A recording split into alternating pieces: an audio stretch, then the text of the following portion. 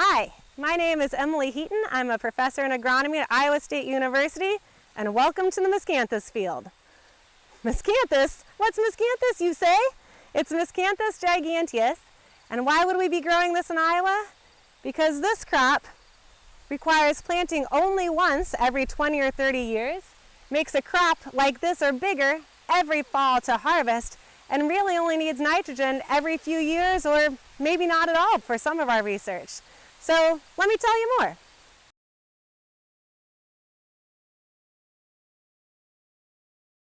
Okay, so we planted this field of Miscanthus that you see behind me last spring, and Miscanthus is most susceptible to winter kill in its first year after planting. This is really the most tender time in the 20-year lifespan of this crop.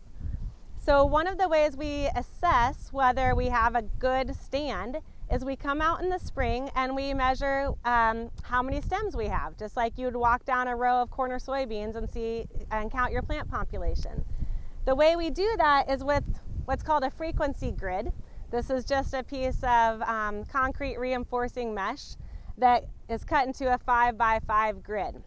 And I'm going to put it down on the ground and count how many squares have a shoot of Miscanthus in them. And then I'll flip it and I'll count how many squares again. I'll do that 4 times. At the end, I'll have counted how many shoots of Miscanthus are in 100 squares. And that will give me a percentage of stems over a known area of ground. And that's the universal metric for considering successful stand development.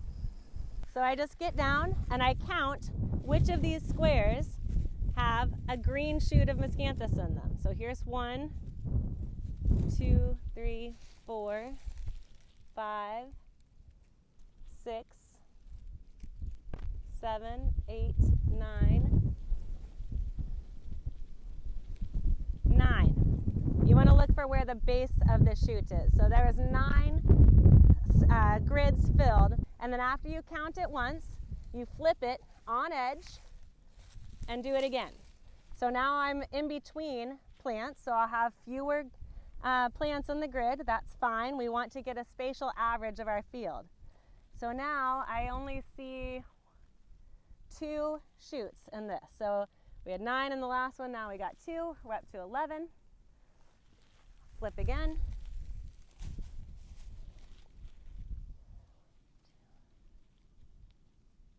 3, 4, 4. So 17 plus 4 is 21.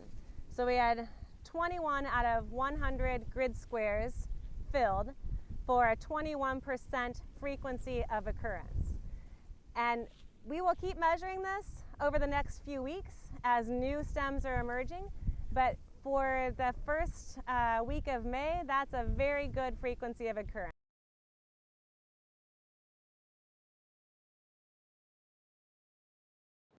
Time I saw you, they had just emerged and we were just starting to talk about how we count plant populations in a crop like Miscanthus. Since we've talked to you, we had a really hard frost event. In fact, last week this field was completely brown. It was a sad day. But now we're back and I'm going to show you again how to measure plant populations and talk to you about how Miscanthus grows out of frost damage. Randomly through our frequency grid, which is just a piece of concrete reinforcing wire that's got a grid of a known area, randomly through it in the field, and we're going to do a few flips and count how many holes have a Miscanthus stem in the base of it. So when I say that, I'm going to count where the base of the Miscanthus stem is, not where the top of the shoot is. Just a detail, but it comes in handy when you get confused when you're trying to do it yourself. So this one is just barely in my opinion. So I got 1, 2, 3, 4, 5, 6 squares that have a Miscanthus stem in the grid. So that's a 6. Now we'll give it a flip. 1, 2, 3, 4, 5, 6, 7, 8, 9, 10, 11, 12, 13, 14.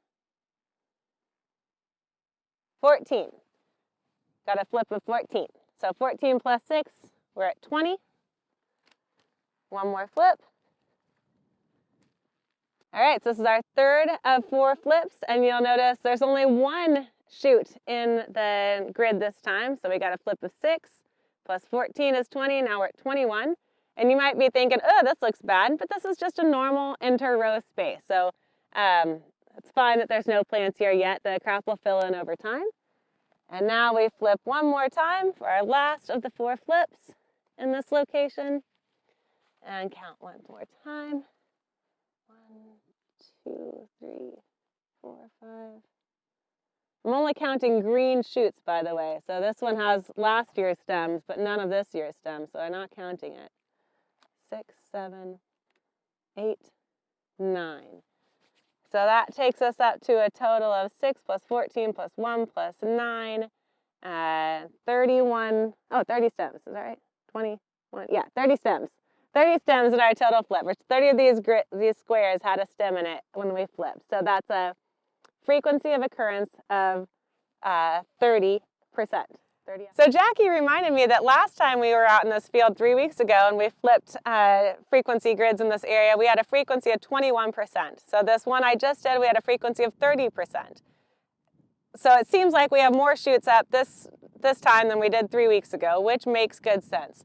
Of course, to get a good spatial estimate of establishment in your field, you're going to want to do frequency measurements in more than one place. Just like if you're trying to figure out your plant populations in a corner soybean field, you go out and you sample plant populations over a few different acres.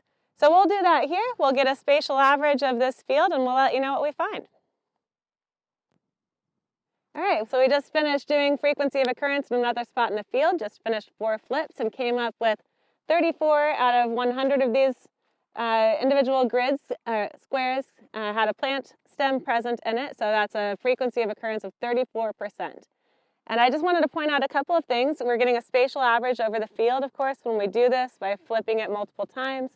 But if you can notice, some of these stems are just hard to see. This is a newly emerged shoot, and they come up red, similar to like a peony shoot. And they don't put out the green leaves. The leaves are still down here in the base of the stem, where the meristem is, just like corn comes out of the ground. And the green leaves will start pushing up through the shoot. So you can see over here, there's the red sheath covering, and now the green leaf is pushing up through that sheath. So here, when we came out last week, this shoot was just nicely out of the ground, and all this leaf right here got frozen. So all this was frozen last week, and it looked terrible when I came out last week.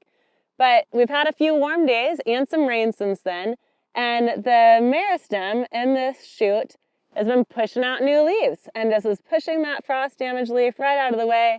The shoot itself is alive and well. So let's dig down and find out how that works.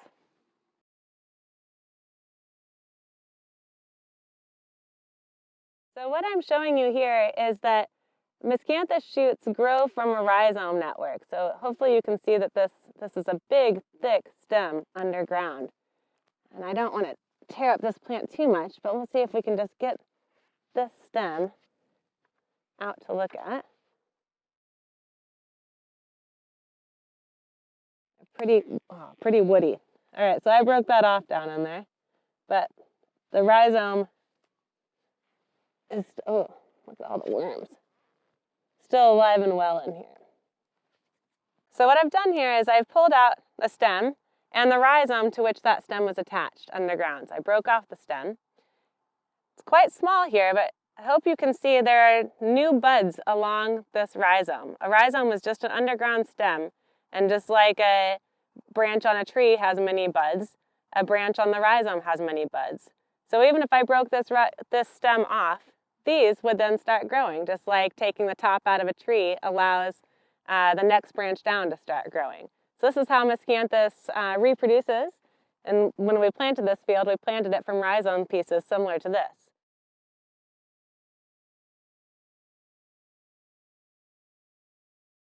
Welcome back. It's September now. So a few things have changed since the last time we were here. The frost damage you can see in the Miscanthus is completely gone now. So this Miscanthus crop is 2 years old. It's on its way to being mature. Next year it should be a mature crop. But it seems like we've had good even crop production this year, and we expect a good yield off this crop. We won't harvest the Miscanthus until after a killing freeze, so we'll check back in this winter when we harvest that crop somewhere around January. One thing I did want to show you while we're here though is how Miscanthus compares to biomass sorghum behind me here.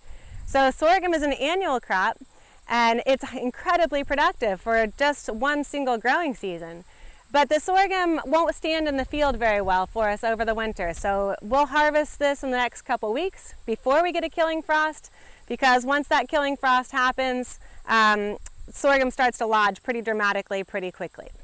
So that means even though it has so much biomass in a single year, this is very productive compared even to our corn crops, it's not quite as economically or environmentally efficient as a perennial crop, because you still have to come back and plant it in the field each year. So that has added cost of seed and fertilizer and equipment, but of course then also just extra greenhouse gases with tillage and trips through the field. Now let's get a little bit closer to that Miscanthus.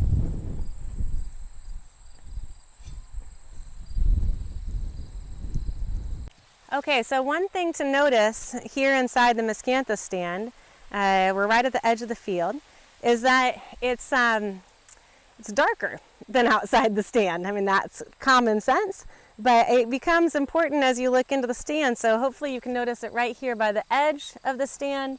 There's a couple little weeds trying to survive, but if you look further into the stand, the weeds are gone. And we don't put herbicide on this crop after the first 2 years of growth because we don't need to. The Miscanthus grows so fast that it shades out those weeds. Hopefully you can also see the beginning of a litter layer developing in this 2-year-old stand. There's starting to be leaf drop, and this will accumulate over time, so much so that in fact sometimes we harvest just the leaf litter and it's used for erosion control devices. But this also helps protect the soil from wind and water erosion, and it also buffers it from changes in temperature and changes in moisture. So this year, 2020, we've had a very dry season, and we've just had 3 inches of rain at this field site in the last week. And hopefully you can see right here, there's still cracks in the ground that are there even after that 3-inch rain. The Miscanthus growth hasn't seemed too stunted. We've got firing of lower leaves, but it is September 14th, so that's just natural senescence. It's not, I don't think, drought related. And we can now get the shovel out and see what the roots and rhizomes look like and see if we see any evidence of drought damage below ground. So I've dug up a few stems here. And first of all, I want you to notice that the soil sticks to the below ground system. And I'm saying below ground system because it's made up of both roots and rhizomes. Let me show you what I'm talking about. All right, so here we have roots.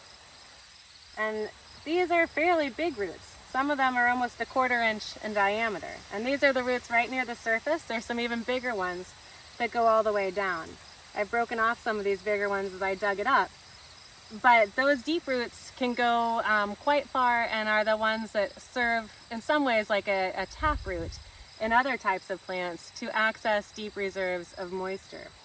All right, so now I'm going to show you with the rhizomes. Remember when I showed you this at emergence and they were much smaller? Now look how big these things have gotten. This one's 4 inches long by, gosh, 1 inch wide. Some of them are even bigger. We just pull this apart. I want you to notice how the soil sticks between those rhizomes. They're all quite firm. So if I expected to see drought damage in this crop, I would look for dead roots and dead rhizomes where the plant had quit sending them reserves as they were having trouble, as the plant was having trouble growing from drought. Wow, that's the snap you want to hear from a healthy rhizome.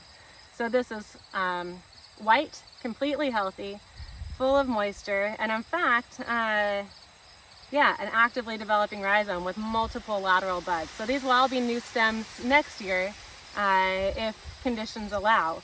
So sometimes the canopy is so full that these new buds won't all grow because, like the weeds, they get shaded out too. So those are some of the things we're still working on in Miscanthus, is how to get every stem to grow and increase yield. All right, one more thing I wanted to show you relates to how Miscanthus cycles nutrients. So it's September 14th, we just had a few cool nights in the 40s, and the leaves on the trees are starting to think about turning colors. Same with the leaves on the Miscanthus. These are some of the lower leaves, but as soon as we get a bit of a frost, we'll see the same thing on the whole canopy. What I hope you can notice here is that there's some green and there's some yellow. This is just natural senescence of the leaf. And as that crop's turning yellow, the nitrogen that was in this leaf that made it green because it was in chlorophyll and photosynthetic enzymes, that nitrogen is getting recycled back down this plant stem to these rhizomes. So the entire plant acts kind of like just a big recycling unit. It stores the nitrogen down here all winter, and not just nitrogen, by the way, same with its sugars. It stores them in these rhizomes all winter, and then when spring comes and the soil temperatures start to get to 55, 60 degrees Fahrenheit, the new shoots come up, the nitrogen gets sent right back up the stem, allowing the plant to grow leaves and the stem very rapidly. And that's how the plant outcompetes weeds, because this internal nitrogen cycling allows the plant to grow so quickly in the winter, or in the spring. And of course, because the plant recycles its nitrogen, or at least most of it, there's not much taken off the field when we harvest. That's part of the reason why we wait till winter to harvest this crop, so that we don't have to really apply much inorganic nitrogen fertilizer to the crop, making it very efficient and cost effective. All right, so let's step back for a minute and think about where Miscanthus might make sense in an Iowa agro-ecosystem, or an Iowa farm economy, or the Midwest for that matter. From our work so far, it seems that there's no chance in the near future that Miscanthus is going to replace corn and soybeans, nor should it. There is nothing we can eat in this crop. But it is really useful for a lot of other things. The bedding market in particular is really taking off, not just in Iowa, but also up and down the eastern seaboard, especially in large poultry packing houses. The conservation bedding markets are really taking off. So there are markets that are developing in addition to the ones that we study here at the Sabre Farm, which are mainly related to bioenergy. But where might you think about Miscanthus in the landscape or on your farm? Well, the way I think about it right now is for those places that maybe aren't giving you the best performance in corn and soybeans. Maybe that means that they're not performing economically, or maybe it means they're not performing environmentally. Oftentimes the same place fails both economically and environmentally, right? Maybe some of those sandy spots you have, or a pothole bottom. Those are places where we're investigating growing Miscanthus to see if it can pay for itself in terms of dollars, as well as in terms of improved soil quality and improved water health, that sort of thing.